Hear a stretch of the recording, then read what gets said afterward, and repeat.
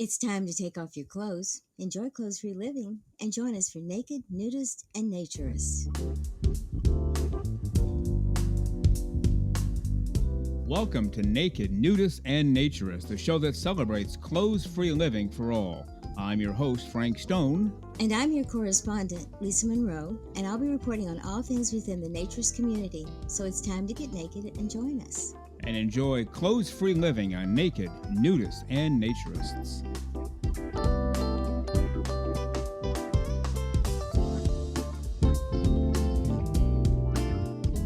Well, greetings and welcome into Naked, Nudists, and Naturists, episode 21 today. Really glad that you are with us.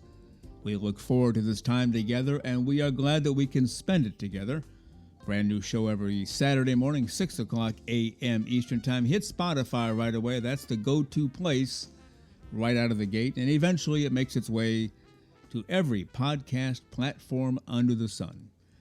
We also invite you to reach out to us on Twitter. You can find us there, Naked, Nudist, and Naturist. Also, our email, again, a little fuzzy, a little unusual. But write us anyway. We'll write back, nakedforevermore@gmail.com. And, of course, visit our website, nakednudistandnaturist.com. As I like to say, come on in. The water is fine. Get your clothes off if you can and take in the show today. If you're in the grocery store or driving around, you better leave them on. But otherwise, clothes-free living for all the right reasons. We broadcast while we're nude. As you know, we've talked about that before. And if you're listening while nude, so much the better. Wherever you are, in your home, maybe at a nudist resort, maybe at the nude beach, maybe outside your house in the backyard, sipping some iced tea or coffee, we are just glad that you are with us. Well, on today's show, we will talk to naturist fiction author Will Forrest. You might remember he was a previous guest on Naked, Nudist, and Naturist right here. Well, he and Ted Bunn and Paul Z. Walker, run an anthology group, and they have another one they're gearing up for. And we're going to talk to Will Forrest in a brief interview this morning about this. And if you have an interest in writing for this anthology, Will Forrest will tell you all about it and how to proceed from here. We will also bring in our Naturist correspondent, weekly correspondent, the terrific Lisa Monroe. She'll walk in smiling and dancing and just having a good time. That's why we bring her in. She brightens the place up. And we'll have part one of my interview with Pastor Jim Moore out of Texas. Does the Bible say it's okay to be nude? Does the Bible tell us we should be nude? Well, we'll talk to Pastor Jim Moore about that. He pastored a church for over 28 years and still involved in the ministry. Runs a website, nakedandunashamed.org. So part one of my interview with Pastor Jim Moore out of Texas, nakedandunashamed.org. We'll get to that during the show today. But for now, you are listening to Naked, Nudist, and Naturist, episode 21. We thank you very much for being with us. Love spending this time together every single Saturday or whenever you listen to the show. Let's get to my interview now with the terrific Will Forrest. You already know him, naturist fiction author, has several books out there, runs this anthology group with a couple of other guys, and we're going to talk about the newest anthology right now. Naturist fiction author Will Forrest. So let's head out for a little bit to the great state of Oklahoma. We've had Will Forrest on the show before. Talked about his naturist fiction books and also the anthologies that he and a couple of other gentlemen have put together. Well, we have another anthology coming up. We want to hear all about it and give you a chance, the listener, to begin the writing process. So let's welcome him to the show this morning from Oklahoma, naturist fiction author Will Forrest. Good morning, Will. How are you today? Doing fine, Frank. Good morning. Thanks for having me on. Yeah, good to have you here. So just when you guys put out 4 anthologies and you thought you might need a 25-year break, you decided, what the heck, let's just go for another one, right? Pretty much. That's right. There's been a lot of interest in these anthologies. They've done very well. And so, we've had people asking, when's the next one? Yeah. Well, I've heard the same thing from people who have read them. They just want more. And what a lot of people don't understand is putting an anthology together on your end is a very huge time-consuming deal, isn't it? It's not just something you do on a Saturday morning and call it good, right? No, it's a labor of love. There's a whole team of us that put these together. But we decided that we were ready with a new topic and that we could go ahead and put a timeline out there So yeah, thanks for having me on just to give a heads up about the timeline. Yeah, absolutely. Now, today obviously is Saturday, November 18th, our show today. And your first deadline is coming up in 12 days, November 30th. Maybe just tell us about that. Right, the way that these are organized, and this is the idea of my fellow editor Ted Bunn, is that the first deadline is simply sending a message of interest so that we know how many more or less to anticipate, and that deadline is coming up on November 30th. The email address to send that, well, you can send something to me, Nude Scribe on Twitter. You can Mhm. send something to my colleague Ted. At it's the address is submissions at tvhost.co.uk, just to let us know so we have an idea how many to anticipate. But then the story itself is not due until May 1st. Okay. All right. And we'll, all those links and addresses are in the show notes so people can refer to that as well. Now, the first deadline, just a letter of interest like, hi, my name is Bill Smith. I'm interested in writing a story for your next anthology. And that's really all they have to do this time, right? That's right. Yep. Okay. Now, is that a hard and fast deadline? Let's say January 1st, I'd like to write a story for that next anthology. Is it too late at that point? November 30th, is it? It's a good question. I mean, if someone's got a story that's pretty much ready to go and they let us know later on into the timeline, that's fine. But for the most part, we can make things fit. Okay. But it's really in their best interest to get it to you by November 30th so you can begin to plan, right? Yeah, just to let us know that they're thinking about it by November 30th. That's right. Yeah. Yeah. If you have 100 stories come in or 100,000, you need to plan accordingly, at least your schedule. Yep. I'm guessing. Yeah. So, what is this topic going to be all about? Is there anything specific they have to start thinking about? Thanks for asking. Yeah, so this time we're doing a different topic. We've done 4 anthologies so far. The first one was called Murder in the Nudist Colony. The second one was Romance in the Nudist Colony. The third one was Yeah. Holiday in the Nudist Colony, and the fourth one was Adventures Without Clothes. This one has the title of Beneath Healing Skies, and the idea Oh, here yeah. is that, well, the subtitle is The Benefits of Being Bare. And that's because there are a lot of psychological, physical, mental, emotional, spiritual, even benefits that we all know about as Mhm. practicing naturists and nudists. And the idea is to produce a story about some kind of healing experience with naturism. So Okay. there's lots of, that's a wide range of experiences there. Okay. And it is considered to be naturist fiction, but they can bring life experiences into it. How do you recommend they do that? That's a great question. Yeah, I mean, there are a lot of people who would like to, write just a story that happened to them, and there's no problem Yeah. with that at all. Generally, we just want folks to fictionalize it a little bit, change some of the names and dates. And the reason we do that is that it's a bigger tent. Not everyone's ready to just jump in and reveal exact names and locations and dates and this kind of thing. So by Right. putting the fiction dress on it, we can have people just slightly change details and submit their own stories. In fact, it's even possible if someone needs to, they don't have to use their real name. They can use a pen name or a pseudonym if they need to do that. The idea still is to bring in new voices, to bring in many voices, and show the world what naturism is really about. Now, as I understand it, a lot of the money, maybe all of the money, I'm not sure, but that comes in to buy these anthologies goes somewhere, right? You don't just put it in your pocket and go off and buy a new yacht, I'm guessing, right? Yeah, no, actually, every cent that comes in goes to Doctors Without Borders. Yeah, I thought And, so. and Yeah. and according to Ted Bunn, the co-editor, the 4 titles that we have out have already raised more than $5,000, Wow, very which good. is that's very nice Yeah. for these kind of very niche titles. I think that's a great figure. Are they able to give you any publicity in return, or is naturism an area that they can't venture into because of what they're doing, or what? That's a really good question. I don't know the answer to that. Okay. Ted is the one who manages the contact with them, Okay. and I'm just not sure about that. But Okay. I know they appreciate it. Now, your cohorts in crime here, so to speak, or cohorts in naturist fiction. It's Ted Bunn and Paul Z. Walker. Is that right? Yeah, let me give them all a shout out. It was Yeah. Paul's idea originally to do these anthologies, and Okay. Robert Longpre as well was very involved from the beginning, helping set up the formatting.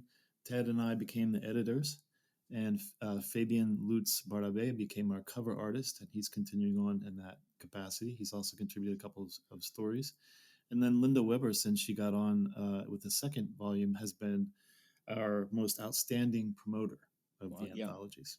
Yeah, that's actually where I heard about it first when we interviewed her, I believe back in September.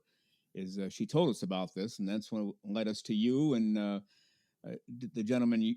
The two of you sell a lot of books at the Nudist Resort in Oklahoma. D.H. Jonathan, the two of you, and in fact, you even sent a voicemail we played on one of our recent shows. We appreciate that a lot. I'm guessing D.H. Jonathan's going to write a story, right?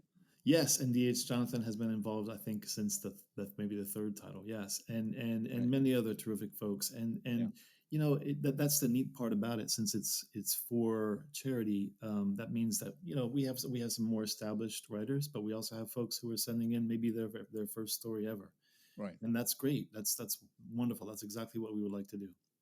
Now, that's an important thing to point out to prospective authors here, those who want to submit. You give every penny to Doctors Without Borders. So, somebody submitting a story should not be expecting a check in the mail at some point, right? They know going in, this money goes elsewhere. Yes, we do make that clear when we send a response to their initial message of interest. Yes. Right. But they do get credit for being a published author, and they can put that on their business card or on their website. I am a published author. I was in a naturist fiction anthology, and that lends to a lot of credibility for them, right? Absolutely. Yeah. I can think of a couple cases where people have really, in fact, mentioned that specifically and really appreciated that fact that they can now call themselves a published author. Yeah, that's the way to go. All right, so the first deadline, if you want to be in this new anthology, is November 30th, and the addresses, links are in the show notes. Get your letter of interest or inquiry or whatever you call it. What are you calling it, by the way? Be Uh, specific here. it's called expression of interest. That's good enough. Expression of interest by November 30th. So it's coming up in 12 days from today's show, November 30th, 2023. The next deadline, they have to have the story to you by May 1st. Is that right? Yeah, no later than May 1st, 2024. And the Okay. publication date we have in mind is 4th of July, 2024. Wow. Okay. That's a fairly aggressive timeline from May 1st to the 4th of July for you guys. I mean, the authors will be done at that point, but you guys are going to be working, I'm guessing, burning the midnight oil at that point, right? Well, the authors are still involved in the sense that we might have to send a follow-up message to them and ask for a few little tweaks and changes. But yeah, that's the onus is on us at that point. Okay. And then what's the procedure from there? You do a lot of editing, and Ted does a lot of editing as well. Yeah, we both do a run through of each piece and get in touch with the authors as needed, and then we've got a final version that gets formatted, and Ted is the one who does all the taking care of that because we format it both for paperback and for Kindle. Oh, very good. Yeah, that does take a while. Well, this is exciting. Can't wait. So the target date for publication is the 4th of July, but the first date for our listeners, November 30th. Submit your note. Again, the links are on the show notes. If you're interested in writing a story for the next anthology with the Naturist Fiction Group, and tell us again what the projected title is of this, Will. Beneath Healing Skies, All right. stories about how naturism is a healing practice, psychologically, mentally, socially, physically, all that. Okay, and they need to keep with that theme, right? They can't get too outlandish and go off the deep end. That's right. You want them to keep with that theme. And just for kicks, the first three books, I think, mention the words nudist colony, and that's sort of an inside joke, isn't it, among naturists and nudists? Yeah, we still get angry people about those titles every once in a while. When we were selling books, Dan and I were selling books early last month. Yeah. Somebody walked by the table and said, "I want to register a complaint. We don't live in nudist colonies. We're not ants." You just kind of laughed it off because I don't think that person was going to understand the joke. But yeah, it's an inside joke, exactly, tongue in cheek kind of reference. The one that we did the first one, we wanted it to have kind of a retro feel to it, and that was part of the title. Yeah, no, I think that's terrific. It's an inside joke because they used to call them that all the time, nudist colony. Oh boy, you go there, and so it's become an inside joke. Just thought we'd point that out. Well, it's been great to have you today. We hope people are excited about this. We hope you get a lot of submissions or at least letters of interest. Hey, I want to write a naturist story. So November 30th, you have to get it in. And then by May 1st, they need to get their story to you, right? No later than May 1st. That's right. Thanks again so much, Frank. Really appreciate your help in getting the word out about this. Oh, you bet. We thank you for being here again. This is Naturist fiction author Will Forrest, and we're talking about the next anthology. And best wishes, maybe keep us in mind, keep us in touch. We'll get you on again as it gets closer to the submission date of May 1st, and we'll talk about how's it going. Do you have 100 stories? Do you have 1,000,000 stories? What are you looking at? And we'll get you back on. Sure thing. All right, you bet. Naturist fiction author Will Forrest. Will, have a great day. Let's talk again soon. Thanks, you too. You bet.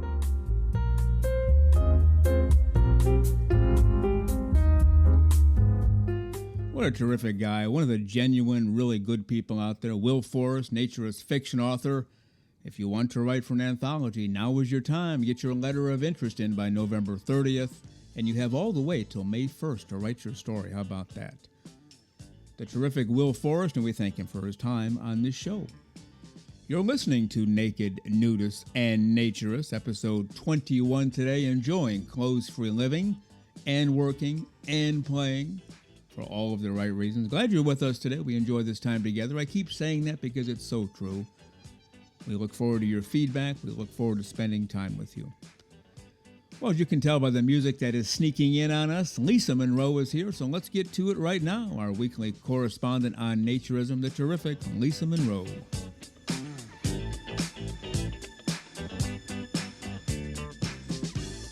So here she is in all of her clothes-free, for the right reasons, glory, and smiling as always, and even dancing, even though we have no video I can't show you. Our weekly correspondent, Lisa Monroe. Hello, Lisa. How are you today? I'm doing terrific, Frank. And if you didn't play such great music, I wouldn't dance in and out of the studio. So what can I tell you? It's your fault. You're the reason. I accept full responsibility, and Good. proudly so. Proudly so, Good. I might add. Good. Well, why don't we get down to business right away? We have a fairly sad email we want to share. We don't want to bring this show to a screeching halt and bring sad information, but this is a story that I hear a lot, over and over and over again, kind of a lot. So I thought we'd share this and get some views from you, what you think about this. Basically, the husband loves naturism, wants to be naked 25 hours a day, and the wife says, absolutely not. I'm not going to do this. And so he started off his life as a kid and even into his teens. It sounded like he had a lot of experience with naturism, the YMCA, nude swimming, went to camps where they were swimming naked all the time, just typical boy behavior, no big deal. And then he was into life drawing for a while and fairly artistic guy, then got married, had some kids, had some medical issues. And then reading some of the emails, he says, I think naturism would be a return to the happy, carefree time in my life. And I do prefer the term naturism, as for me, it's spiritual and it's a return to nature. My wife, on the other hand, is beyond terrified, and she has banned the discussion of the topic. In her house, meaning when she was a kid, doors were locked when people were changing, so there wasn't even a possibility of seeing anyone else naked, and she only got naked to shower. And I'm skipping along here, and then he says, 2 years ago, I stumbled upon a Discovery Channel show called Buying Naked, and it reignited me. Soon after, I found the Naturist Living Show podcast, and then recently, you folks. And if it's okay with you, Lisa, why don't you go ahead and read from there? Okay. He continues, my wife is super self-conscious, having grown up the only redhead in the family, tall and very skinny. I know she was teased about her looks at a young age. This is probably a terrible thing to say, but she often holds negative views based on people's appearances, all constructed behaviors based on social media acceptance, her own bullying experiences, and so forth, and was really wrapped up about seeing old or heavy-set naturists. She has the potential to grow so much based on what I've read and over the past few years, but refuses to even investigate the topic. Our last conversation pivoted from the fear of what other people would look like to a position that marriage means for my eyes only. Her refusal leaves me feeling a step beyond rejection as someone that genuinely cares for her. If I was being selfish and just wanted to be naked for my own bliss and she said no, that would be one thing. But knowing it would be healthy for her and feeling that naturism is the right thing in my heart and then getting the refusal just seems like a heavier blow. Okay, I'll take it from there. I often think if I could just get her to listen to one of the many podcasts, maybe her misconceptions could be erased or eased at least. But even this is a bridge too far. And the next paragraph is yours, and we'll finish it up from there. Who knows what one day the clouds will part and she will give it a try. Till then, I live vicariously through you and the other podcasters on the topic. And just imagine a day where the two of us walking hand in hand on a beach somewhere like Adam and Eve did. Yep. And we hear this story a lot. Now, I have a very good friend of mine. Right after college, he took a job, fairly high level job, that was going to involve a lot of travel. And he was single, had no wife, no kids, no responsibilities other than himself. And eventually he got a cat. So it's the two of them for a while. But he had to travel a lot, as in almost every week. He was gone sometimes the entire week, flew them home for weekends and have to go back out. And other times he'd be gone 2 or 3 weeks at a time. It's just the life he led. He accepted it and enjoyed it in at least the first 10 years of his career. Well, at some point, he met this woman and they started going out and, what do you do? What do you do? All that stuff. And he explained what he did. I travel a lot and I really enjoy it. It's part of my job and it's a thrilling part of my job. Again, I enjoy it. Oh, okay, no problem. Whatever. And they eventually fell in love and got married. After they were married a few years, she said, I've about had enough of this travel stuff. And then they had the big discussion. Hey, wait a minute. I told you, like on our first date, I travel all the time. This is not something I just threw at you. It's part of who I am. It's part of what I do for a living. And they had some issues with it, and no need to get into how they resolved it, but that can be compared here too to this naturism thing. I don't know if this guy told her before he got married, but what do you recommend? You're the woman in this case, obviously. A husband wants to be naked as a jaybird. The woman absolutely don't even bring up the topic. What do you recommend? What can be done? Well, I'm not sure in some cases what can be done because there has to be willingness on both sides to work to some sort of medium. But I'm kind of two schools of thought about this. Mhm. If in a relationship, whether the husband, wife, boyfriend, whatever, tells is up front and says, I do this, and you know that going in. I've seen far too many wives of doctors and police officers and people military who have known what they were getting into. I'm going to be career military, I'm a firefighter, I'm going to be gone for 24 hours every 48, those kind of things. And yet at some point in time, maybe when kids come or when other responsibilities come, then all of a sudden it's like, you're not here, you have to stay here, you can't do what you want to do. And I've always said, when we grow up, we should not put away the things we enjoyed as a child. Yeah, We just don't have to be childish about them. yeah, And so, if it's something that he really wanted, if he's really into naturism and he did not tell her going in, they could have made that decision then. Maybe it wasn't the right match. Love can be blind at times, and you have to consider what's going to happen down the road.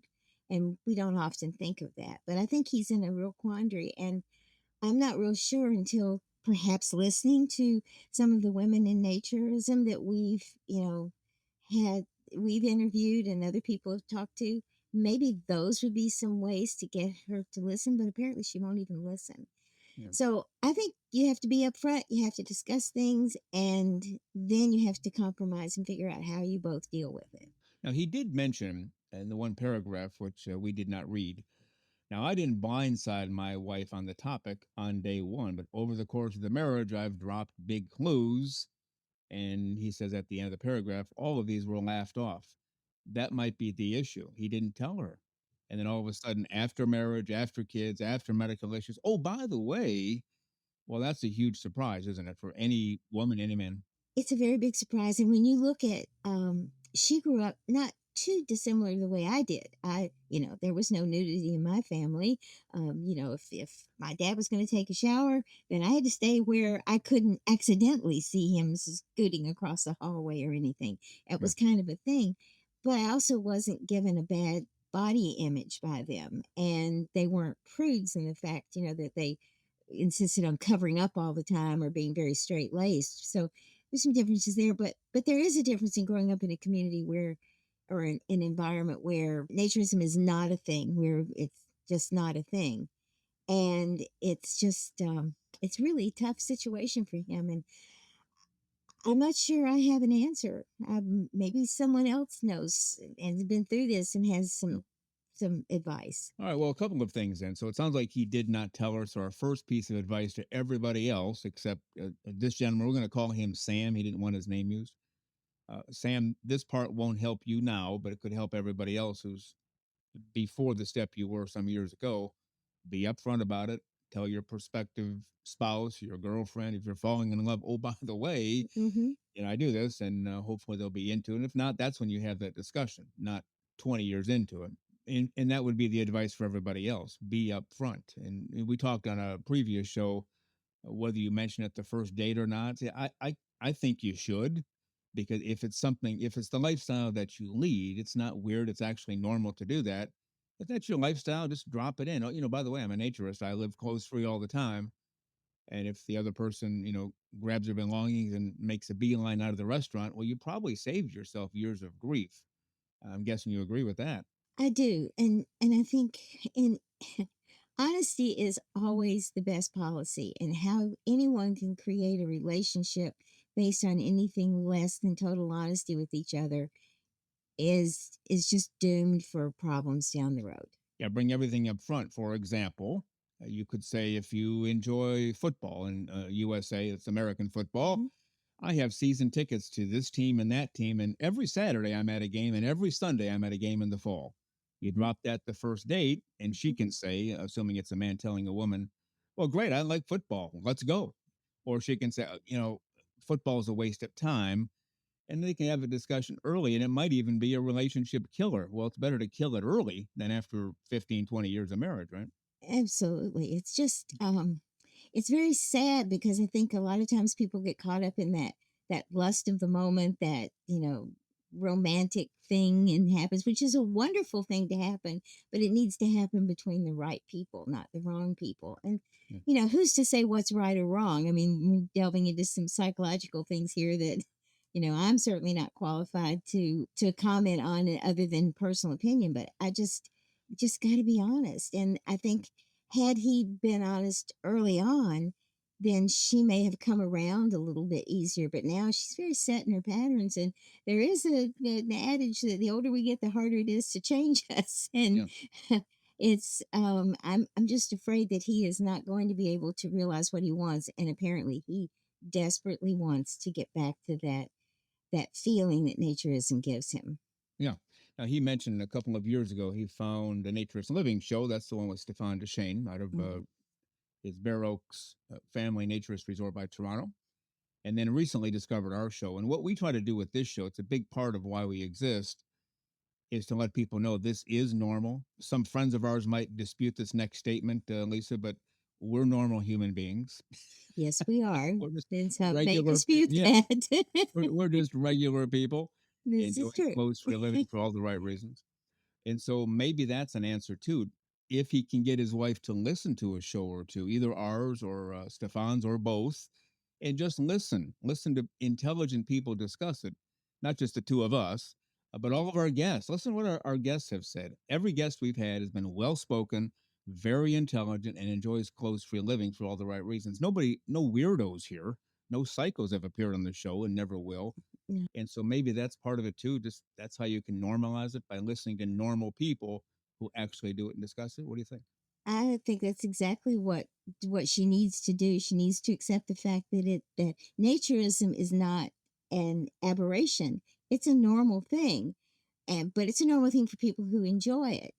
And once you can get past that fear, I mean, we all had that fear the first time we went, "Oh, I'm going to take my clothes off here. Are you kidding me?" But maybe, I had that experience when I was in high school of seeing a bunch of guys strip off and go swimming in the swimming hole. So, Right, I had that break of, that sort of barrier early, and maybe she never had that. And right. maybe her family was extremely restrictive. So, there's just some things that are ingrained and hard to overcome Yeah, unless that person is willing. So, how do you get that? And maybe if she heard, some of these women talk about their problems in their former lives and how they made the transition and what it's meant to them now, yeah. would be a good help. So I hope you can get her to listen. All right. Well, very good. So the first key is to be upfront. And if you didn't do that, then get her to listen to one of our shows or Stefan's show or some other shows out there. and get them to listen to it's kind of a normal deal, and we're regular people expressing it in a story that is told often, but there are resolutions. Well, Lisa, we have to run today. A whole bunch going on. Our weekly correspondent in Naturism, Lisa Monroe. Stay clothes free, stay smiling. We'll see you next time. Okay, Frank. Take care, and we'll see you soon. All right. Thank you.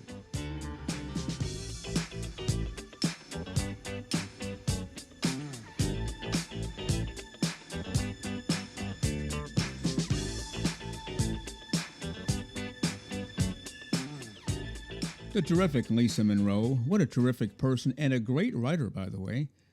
We're just glad that she's here with us on this show every single week, and we thank Lisa Monroe for all of her time today. You're listening to Naked, Nudists, and Naturists, episode 21 today. Thank you very much for being with us. And now let's head to part one of my interview with Pastor Jim out of Texas, all about naturism, nudism, clothes-free living for all of the right reasons from the Bible. How about that? Does the Bible say we could be naked, should be naked? Well, let's find out. From Pastor Jim from Texas, from his website, nakedandunashamed.org. Pastor Jim. So we're going out to Texas today, big state out there. We're going to talk to Jim today. He at one time was an evangelical pastor and believes in the Word of God, the Holy Bible, Jesus Christ, our Lord and Savior. Yes, we're going to hear those terms during this interview today a whole bunch of times. And we're going to talk about, is it okay to be naked in God's view and God's Word? A lot of people will say no. Well, you're naked, you're sinning. Well, Jim has a different take on that. We're going to talk to him right now. So from Texas, let's welcome Jim. Good morning, Jim. How are you today, sir? Good morning, Frank. It's good to be here, brother. Glad to have you here. Now, is that a basic good opening premise? Oh my gosh, you're naked, you're sinning, and you say, well, that's 100% wrong. Is that fairly good opening? Well, it is now, but I will tell you, we didn't always believe that way. I pastored for 28 years, director of Precious Seed Ministries right now, a gospel and tract printing ministry. And we became naturists because some friends of ours actually asked us to talk someone out of being. And so our beginnings were way back in the day. We were at a business meeting on a Friday night, and after the business meeting, this lady says to me, she says, "You're a pastor, right?" I said, "Yeah." Yeah. She says, "I have a favor to ask, but it's going to seem a little weird." I said, "Okay."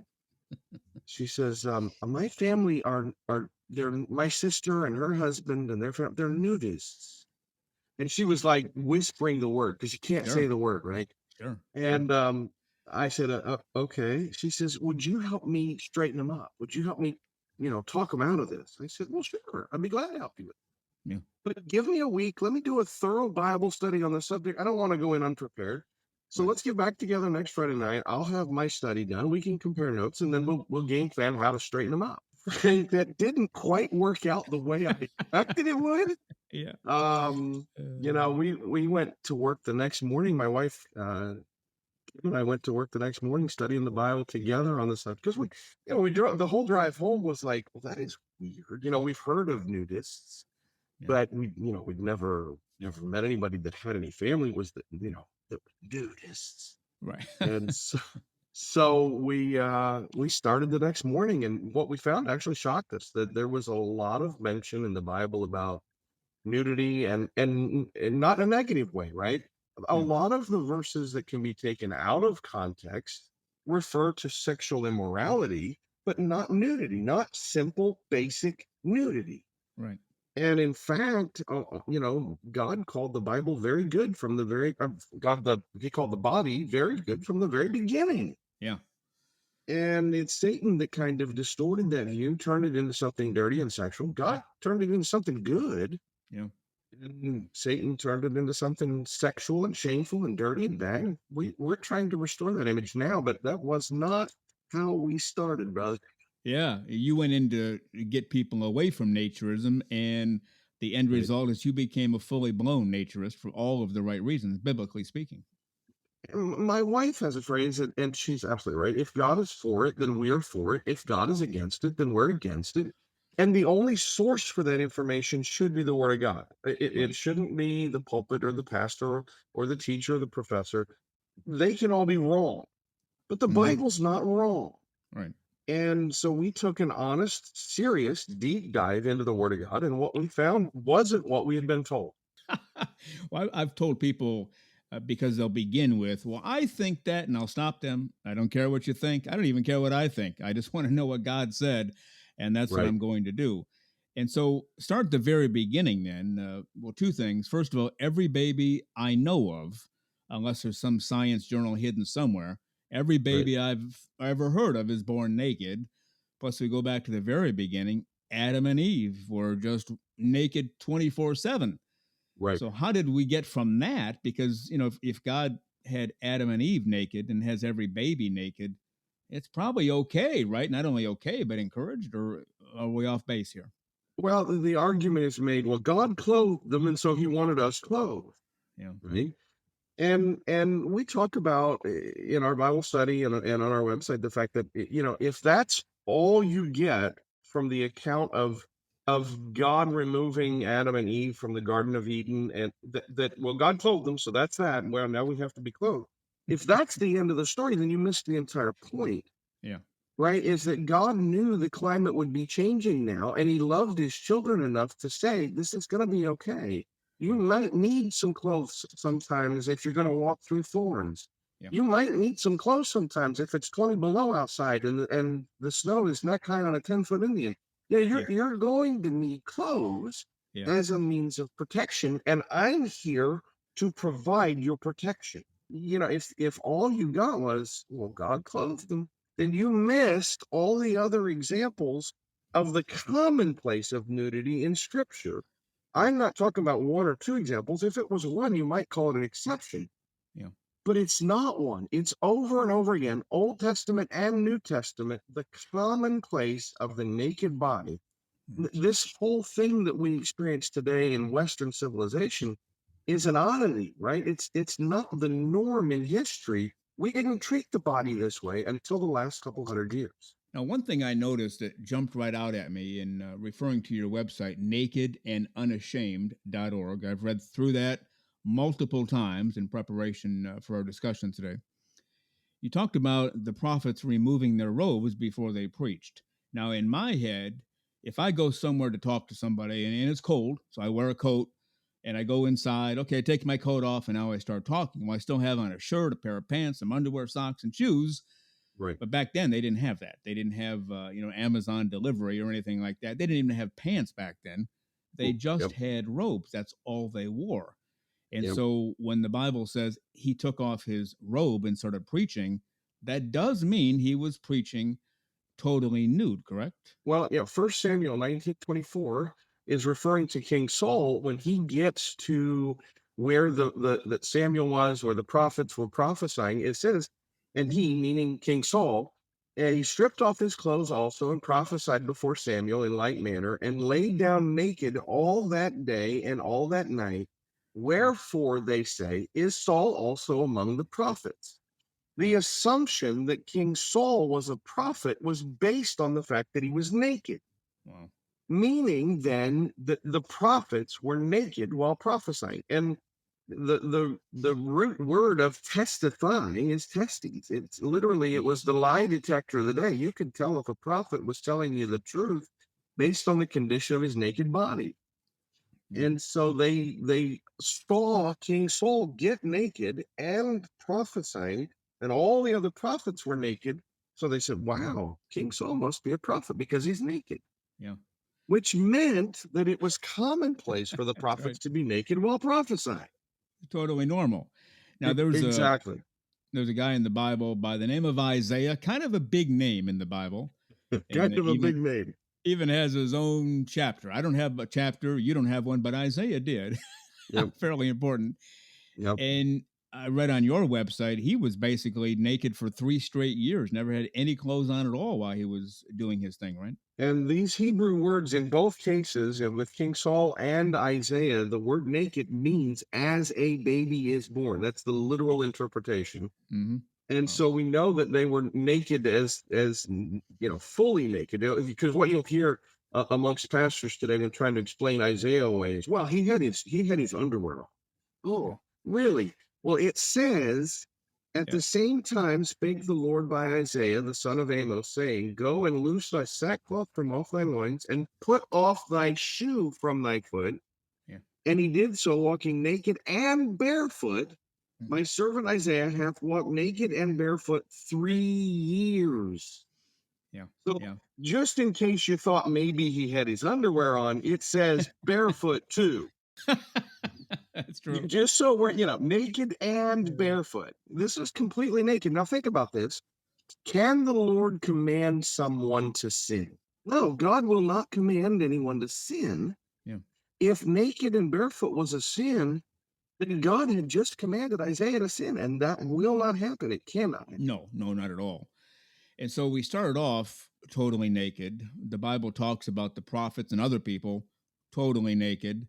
How in the world did we get from that to what we have today, which is a multi-billion-dollar fashion industry? You have to have the right pants, the right shirt, the right dress, you have to have the right everything, because being naked isn't an option. We don't even hear about that anymore, except on shows Right. like this or like mine's. How did we get from the beginning to where we are now? I think largely because Christians bought into Satan's second lie, right? So Satan's first lie, when confronting Adam and Eve, was, well, thou shalt not surely die.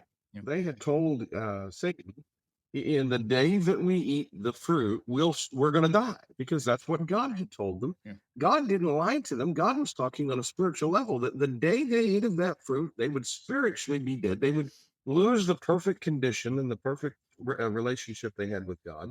And that day they would be in need of a savior, someone to die in their place, because they were now dead, someone that would be risen from the dead so that we would then rise with Christ as well. So the first lie was, well, you're not going to die. And guess what? So they ate the fruit and they didn't die. Yeah. I preached a sermon at this year's Christian Naturist retreat at Cypress Cove called God Lied and Adam Died. Well, God didn't really lie, Right. but from Adam and Eve's perspective, they ate the fruit, they didn't die, Right. so Satan must have been right. Yeah. The first glance was, oh my word, we're not dead. Yeah. He was right. Yeah. Well, their eyes were open, and Satan says, now listen, now that you have the knowledge of good and evil, now that you're smart like God is, you can see this nakedness is bad. You need to cover it up. Yeah. Why? Because Satan hates the image of God, and we bear that image. We were at Sight and Sound Theater many, many, many years ago, and they were doing the creation story, and my wife and I said, now, how in the world are they going to do creation at Sight and Sound without being naked, right? So we went more out of morbid curiosity than anything, but we're sitting there going, and so Adam is created, and Eve is then brought in out of Adam's rib, and sure enough, Sight and Sound Theater in Strasburg, Pennsylvania comes out, and they're in a nude bodysuit. They look naked. Yeah. And I was pretty impressed, right? Because they obeyed the law, but yet they presented the naked bodies of Adam and Eve on stage in a live performance. It was really quite impressive. But during this thing, they have Adam and Eve and God talking. Jesus is fellowshipping with his creation. And when they talk about the fact that we were created in his image, it shows Jesus bringing Adam over to a little pool of water. And he has Adam look down into the pool, and it's still, he sees his own reflection. And Jesus says to Adam, what do you see? As he's looking at his own reflection. And Adam's response is, I see you. Yeah. Wow. Frank, I get goosebumps when I even think about it. Oh, yeah. The very visualization that we were made in the image and likeness of God. Well, Satan hates that image. Yeah. So it would make sense for, if Satan's first lie worked, thou shalt not surely die, then why not double down and get our second lie covered right and take away the beauty of the image of God, plant a dirty, shameful image in its place? Because now, if our private parts, quote unquote, are dirty and shameful and horrible and not to be viewed, maybe we can even stop procreation and we won't create any more of these little images of God. Yeah. maybe we can make this dirty. So from the beginning, that's been the lie, right? Well, in modern times, now we see the church propagating Satan's lie, not God's truth. God's truth was Adam and Eve naked and unashamed in the garden, and God called it very good. Mhm. Satan's lie was shameful, to be hidden. Fear God, don't run back to him. They had a choice. When they disobeyed their parent, their choice was run back to God and get forgiveness, Mhm. or run away and hide. Satan convinced them to run away and hide, and even to put some camouflage on to try to hide better. Yeah. Don't go back to the Father, run away and hide. Yeah. And so that's the lie we're still propagating in Christian circles today. Is we're propagating Satan's lie. We're not propagating God's truth. How do we know this? Because when God showed up on the scene, he said to Adam and Eve, who told me? Yeah. Right. I'm sorry, I told you this was very good. Yeah. I made you in my image, not to be ashamed of my image. Right. Who told you this was wrong? Who told you you should hide in shame? Who told you? Because it wasn't Adam and Eve, and it wasn't God. Yeah. The only other player in this film is Satan. So Yeah. Satan told them, Yeah. and obviously we're not to believe Satan's lie, but No. that's what society did. That's right. Now, you mentioned also on your website about the early baptisms, and they were basically done in the nude. You had your clothes off when you were baptized. And I know churches over the years have evolved into just a little bit of water on the forehead, maybe full immersion, but you're going to be clothed. And I even went to a church, left the church about 15 years ago, this particular place. And the pastor got up and they had full immersion. They had some kind of baptismal pool off to the left of the altar. And when you walked up there, you got fully in, and the pastor dunked you backward, and you were baptized. And he made the announcement, we're going to be doing this next week. And he said, women in particular, well, he told everyone to dress down a little, don't wear a suit or a fancy dress, and dress down a little. He said, but women, no white t-shirts, and be sure that you have on a bra. Well, that's totally different from the early church and nude baptisms, isn't it?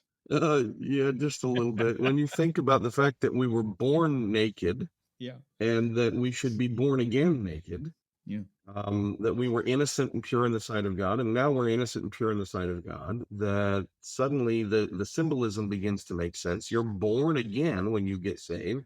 Yeah. And the, the baptism by immersion, Frank, I got to interject here. Yeah. I was able to do my first proper baptism service at our Cypress Cove retreat this year. We had baptism service in the nude at Cypress Cove in the lake. After one of our services, we had a bunch of folks that had been saved and accepted Jesus Christ, and so we baptized them.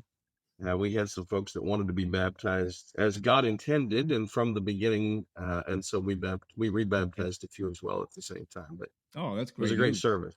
Yeah, it was awesome. But yes, the answer is, in fact, the rule was that you were not allowed to take anything from earth except your body down into the water, because you were born the first time without anything, that you should be born again the second time without anything. You were not allowed to take jewelry. You were not allowed to take any clothing, any article, nothing. You went down as naked as the day you were born to be born again, if you will. And that's symbolic. Obviously, a person is born again when they accept Jesus Christ and what he did on the cross. The baptism is more symbolic of that, right? It symbolizes, and this is the reason for immersion, the death on the cross in the upright position, the burial in the tomb laying down, and the resurrection 3 days later. And so baptism is symbolic of the decision to accept Jesus Christ as your Savior. Yeah. And so we baptize. I've always baptized by immersion, but only recently baptized by immersion, naked and unashamed. Yeah. The way it should be done, from the beginning. Yeah, oh, that's very good. Now, you've done a lot of work in coaching, teaching, pastoring, especially men, against pornography and the dangers and how to get out of that.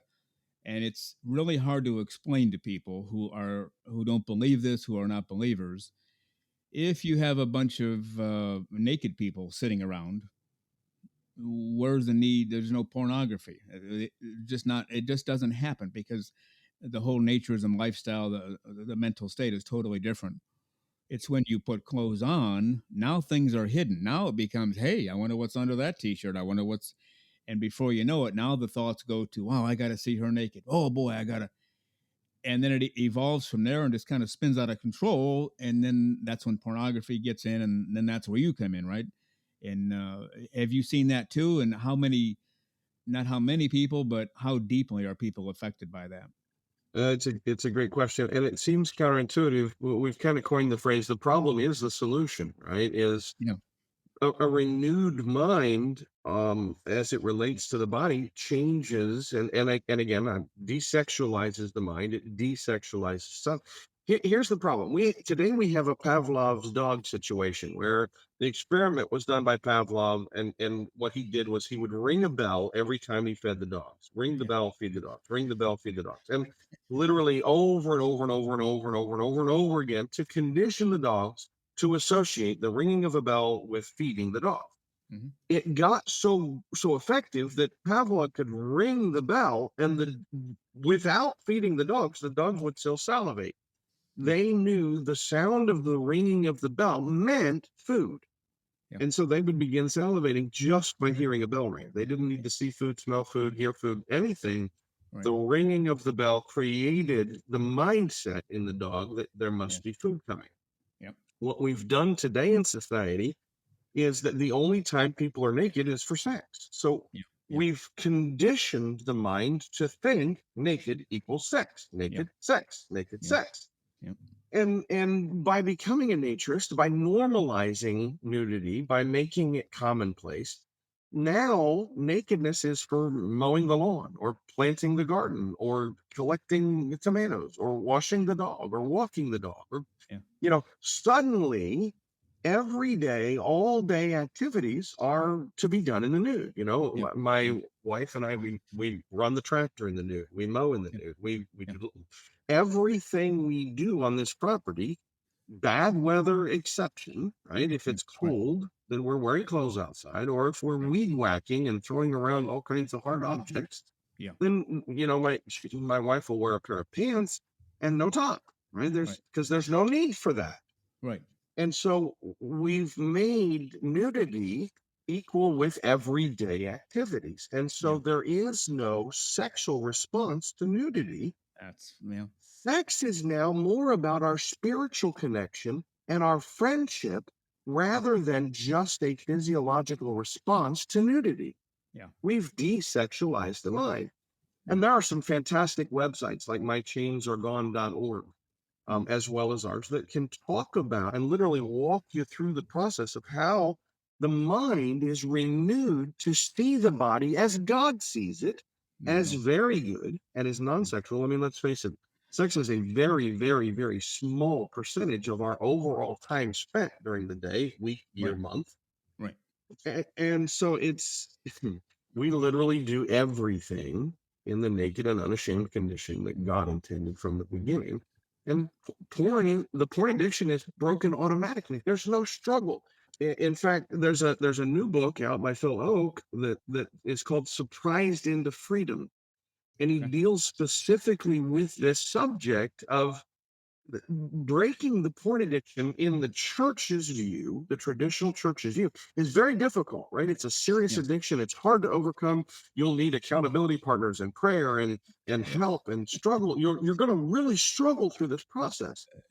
And this book, Surprised into Freedom, talks about the fact that no, there's no struggle. That when nudity becomes commonplace and non-sexual, the mind is changed about this subject. You see people as God sees them, and porn is no longer effective. It has no hold on you. That's very well said. I remember way back in the 70s, which I like to tell people is way before I was born, but I really can't get away with that anymore, but I try. But I remember sitting in church and a guy got up there to speak. He wasn't the pastor, the minister. He was just a lay person making announcements. And he talked about what he called pornography. And he said, there's a meeting tonight to discuss pornography. And everybody was kind of laughing, like, God doesn't even know how to pronounce the word. It was still fairly new, at least in society. that must have been around for years before that, right? Did it just start becoming prevalent as we got into the 60s and 70s, or do you know that answer? Well, I think the advent of the ease ability of printing and color photography and magazines was the lead into that. And then now today, obviously, with the advent of the internet and being able to access pornography as easy as a couple clicks on your computer, we've made it easier to get a hold of. Used to be you had to go into one of those places and Yeah. those stores to be able to access it. Um, and access is easier, and so I think it has become easier to become addicted to it. Yeah. Well, there was this bookstore not too far from our house, maybe within a mile, and it was a really good bookstore. They had everything you needed. Not too big, but it had everything you needed. And we went there fairly often. It was a great store. Then all of a sudden, there was this room in the back with a curtain over it. Said you must be 18 or 21, whatever, to enter. And I was 10. And I remember asking my parents about that. Well, why do you have to be 21 to go in there? Well, you just do. Don't worry about it. And they Yeah, didn't want to tell right, me what was in there. And of right, course, then I became more curious. Like, I have to know what's in there. Now, I right, didn't dare walk in there because my life would have ended right on the spot, and no judge would have convicted my parents for doing the deed. right, right. Uh, but that's what that whole thing does, isn't it? That's basically your point. Well, it's funny, Frank. Yeah, I have a friend of mine that was struggling with pornography. We introduced him to the biblical view of the body. We went through our Bible study. We covered all of the basics, and he became a naturist. And through that process, desexualized his mind. Pornography no longer had a hold on him. Yeah. He had been able to literally be free of the addiction of pornography for over 2 years. Mm. And it wasn't even tempted to go back, right? It just changed the mindset. I don't need this anymore. There is no Pavlov's dog situation.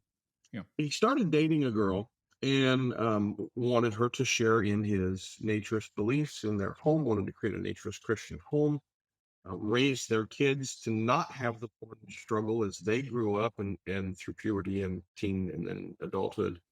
Mm. And one of her first questions as we went through the Bible on the subject and we talked about what God has to say about the body, I thought she had what I consider a great question was, how do I then show my husband that I have sexual interest? How do I tell him without telling him, hey, you want to do it? Yeah, sure. How do I bring the subject up? His answer stuck with me to this day, and I'll never forget. He said, "Put on some clothes." Yeah, that's a good point. And he Yeah. said, literally, why do you think there is a lingerie industry, right? Yeah. Is that if you want to create sexual interest, put the clothes on, don't take them off. Yeah. For the mindset of the naturist, nudity is now commonplace. It's for everyday activity. Mhm. Well, if you have some sex, throw a teddy on, throw some lingerie on. So, Yeah. and it was funny. I went, oh my word. The advent of clothes, as you mentioned earlier, Frank, creates this curiosity, this I have to see what's behind the scene, what's forbidden, what I'm not allowed to see. And so his suggestion was throw some clothes on. So when you throw lingerie or negligee or whatever on, then suddenly it's, Yeah. So we've, to your point, we've done the opposite, right? We Yeah. put clothes on, we make it more sexual. Yeah, that's right.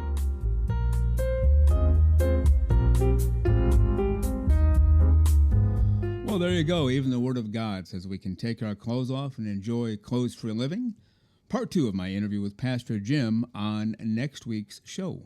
And again, you've been listening to Naked, Nudists, and Naturists, episode 21 today. Thank you for being with us. We really, really enjoy this time together.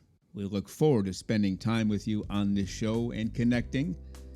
Nudism, naked, naturism, clothes-free living for all of the right reasons. You've come to the right place, and we certainly enjoy all of the time that we spend together here on the show. Don't forget to send us a direct message or an email or hit us up on Spotify or our website. Well, thank you again for being with us on Naked, Nudists, and Naturists, episode 21 today. We give you a brand new show every Saturday morning at 6 o'clock a.m. Eastern Time. Continue to join us. Check us out on our website, nakednudistandnaturist.com, Spotify, Google, Amazon/Audible, Apple Podcasts, and also on Twitter. You can write us anywhere, anytime, any place. And we thank you for being with us today. Plan to join us for every single one of our shows here and have your clothes off when you're listening. We have our clothes off when we're broadcasting, enjoying the naturist life. We celebrate clothes-free living for all. Remember to enjoy being naked and join us again for Naked, Nudist, and Naturist. We drop a brand new show every Saturday morning, so come back and join us. Have your clothes off when you do for Naked, Nudist, and Naturist. Have a great clothes-free day.